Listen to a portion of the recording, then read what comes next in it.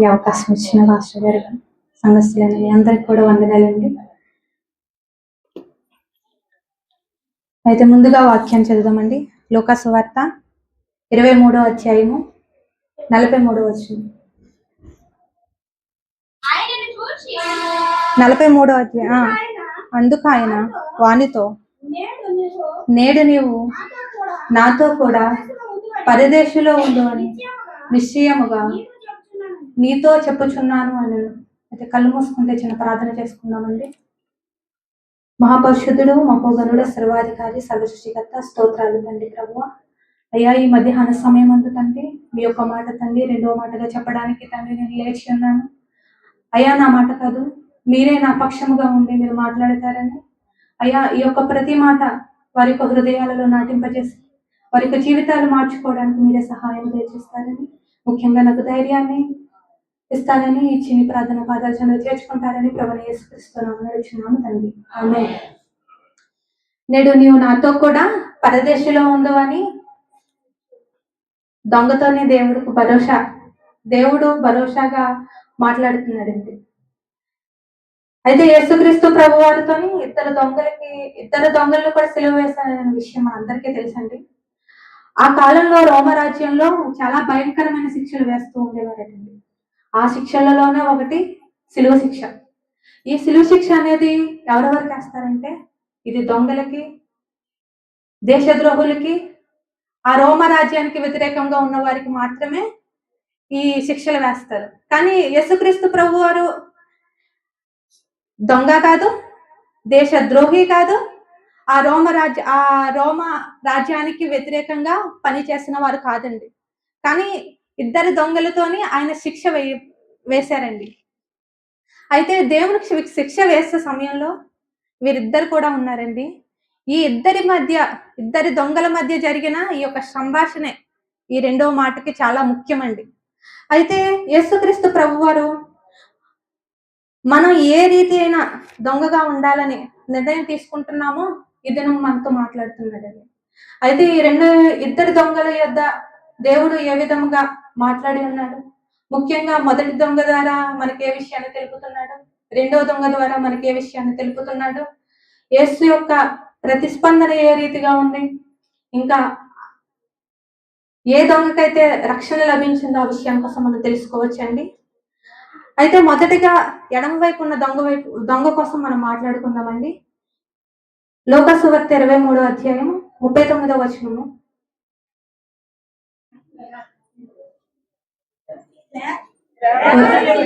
వేలాడవేయబడిన ఆ నేరస్తుల్లో ఒకడు ఆయనను దూషించుచు, నీవు క్రీస్తువు కదా, నిన్ను నీవు రక్షించుకొనుము, మమ్మను కూడా రక్షించమని చెప్పను. చాలండి. అయితే యేసుక్రీస్తు ప్రభు వారితో ఈ దొంగ ఎలా మాట్లాడుతున్నాడండి? చాలా వెక్కిరింతగా మాట్లాడినదండి. అసలు యేసుక్రీస్తు ప్రభు వారు ఈ లోకానికి ఎందుకు వచ్చారు? మన పాపాన్ని కోసమే కదా, మన పాపం నుంచి మనల్ని రక్షించడానికి ఈ లోకానికి వచ్చాడు కదా.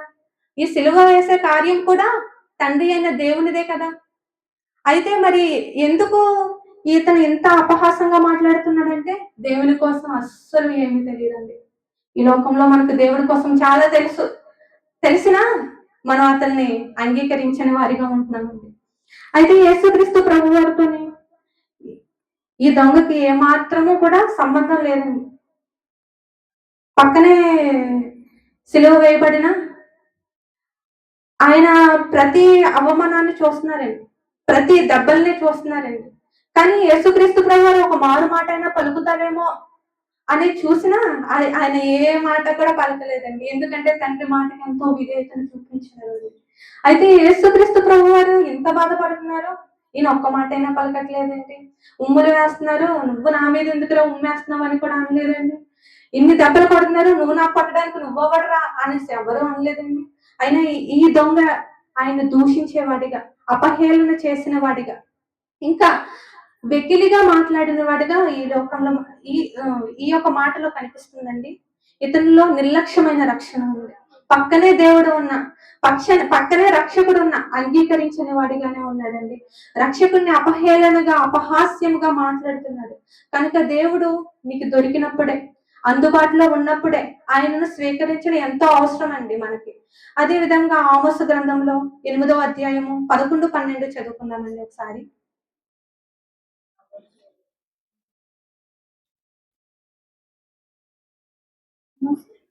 8వ అధ్యాయం 11, 12.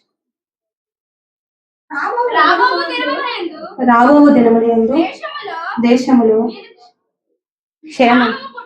క్షామము పుట్టింతును, అది అన్నపానములు లేకపోవుట కలుగు క్షామము కాక యెహోవా మాటలు వినుకపోవట వలన కలుగు క్షామముగా ఉండదు. ఇదే యెహోవాకు చాలండి. యేసుక్రీస్తు ప్రభు వారి యొక్క మాట రానున్న దినాలలో మనకు వినపడదటండి. యెహోవా మాట మనకి అస్సలు దొరకదటండి. క్షామం అంటే ఏంటో తెలుసు కదండి, కరువు. ఆ కరువు దినాలు రాబోతున్నాయండి. ఆయన మనకు దొరుకు కాలంలోనే మనం ఆయన వెదికే వారిగా ఉందామండి. ఈ దొంగ పక్కనే యేసుక్రీస్తు ప్రభు వారు ఉన్న దేవుణ్ణి అంగీకరించలేదండి. ఎందుకంటే లోకానుసారంగా ఈయన ప్రార్థన చేస్తున్నాడు. ఈయన ప్రార్థన చేసే విషయంలో కూడా నేను లోకానుసారంగానే అడుగుతున్నాడండి. ఎందుకంటే లోకం ఎప్పటికీ కూడా శాశ్వతం కాదు.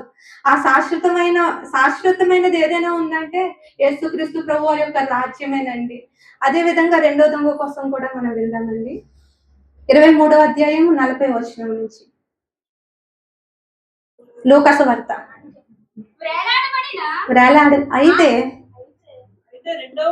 అయితే రెండో వాడు వాడిని గద్దించి, నీవు అదే శిక్షా విధిలో ఉన్నావు కదా, దేవునికి భయపడవా? మనకైతే ఇది న్యాయమే, మనము చేసిన వాటికి తగిన ఫలము పొందుచున్నాము, గాని ఈయన ఏ తప్పిదమో చేయలేదని చెప్పి ఆయనను చూసి, యేసు నీవు నీ రాజ్యంలోనికి వచ్చినప్పుడు నన్ను జ్ఞాపకము చేసుకోమని చెప్పారు చాలండి. అయితే యేసుక్రీస్తు ప్రభు వారి యొద్ద ఈ రెండవ దొంగ తన తప్పును అంగీకరించేవాడిగా ఉన్నాడు.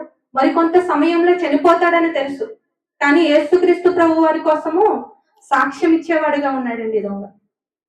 అయితే ఈ ఎడం వైపు ఉన్న దొంగ ఏమని చెప్తున్నాడు, నీవు క్రీస్తువు కదా, నిన్ను నీవు రక్షించుకొని నన్ను కూడా రక్షించు అని చెప్తున్నాడు. కానీ ఈ కుడివైపు ఉన్న దొంగ ఇవన్నీ చూస్తున్నాడండి. యేసుక్రీస్తు పడిన ప్రతి బాధను చూసి ఆయన పోలి నడుచుకోవాలని, ఆయన కోసం ముందుగానే ఈయన కొంచెం విషయం తెలిసే ఉంటదండి. తెలిసి ఉండడం బట్టే యేసుక్రీస్తు ప్రభు వారి యొద్ద సాక్ష్యం ఇచ్చేవాడిగా ఉన్నాడు. అది మొదటి దొంగను మందలిస్తూ మనం చేసిన పనులకు మనకు తగిన శిక్షణ అనుభవిస్తున్నాం, కానీ మనకైతే ఇది న్యాయమే, తగిన ఫలం పొందుతున్నాం. కానీ ఏ శిక్ష చేయలేని వాడు కదా ఆ శిక్షను పొందుతున్నాడంటే దాని పరమార్థం ఏదో ఉందనే కదా. అయితే మొదటి దొంగ వలె ఈయన ప్రార్థిస్తున్నాడు, కానీ పరలోక సంబంధమైనవే అడుగుతున్నాడు. ఎందుకంటే యేసుక్రీస్తు ప్రభు వారికి ఒక రాజ్యం ఉందని ఈ యొక్క దొంగ కనుగొన్నాడండి. అయితే సిలువపై ఉన్న దొంగ వలె ఏ పాపాన్ని ఒప్పుకోగలవా? మనం చేస్తున్న ప్రతి పాపాన్ని మనం అంగీకరించగలమా? యేసుక్రీస్తుని రక్షకునిగా స్వీకరించగలమా? అంటే మనం ఈ దినాలలో చూసుకుంటే పాపాన్ని అంగీకరిస్తాము, కానీ దాని చిత్తానుసారంగా నడుచుకోమండి. ఇప్పుడు పాపం చేస్తున్నాననేసి చెబుతామే గాని మరలా ఆ పాపంలోనికే మనం దిగుతాం. ఫోన్ చూస్తా భయంకరమైనవి చూస్తామండి. అవి చూసేవాడిలో నేను ఒకదాన్నే, మీ అందరికి ఎవరికి అనట్లేదండి, నేను ఒకదాన్నే. నన్ను నేను మార్చుకుంటూ మీరు కూడా మారాలని ప్రేమతో తెలియజేస్తున్నానండి. అయితే ఎప్పుడైతే ఈ దొంగ తన క్షమాపణను క్షమించమని దేవుణ్ణి అంగీకరించాడో, అదే విధంగా తన యొక్క ప్రతి పాపాన్ని దేవుడి వద్ద అంగీకరించాడో, అప్పుడు పాపం ఒప్పుకోవడం ద్వారా లభించిన రక్షణ ఎంతో గొప్పదండి. అయితే పాపము ఒప్పుకున్న ఆ వ్యక్తి యేసు ప్రభు ఏమాత్రము తోసివేయడండి. ఏ పాపాన్ని ఒప్పుకున్నా యేసుక్రీస్తు ప్రభు వారు మనం తోసివేసేవారు కాదు. మనల్ని అంగీకరించి ఎంత ఘోర పాపి అయినా క్షమించటకు దేవుడు సిద్ధముగా ఉన్నాడండి. ఈ లోకంలో సారి చూసుకుంటే యోహాను రాసిన మొదటి పత్రిక 1:7, 1వ అధ్యాయం 7వ వచనం.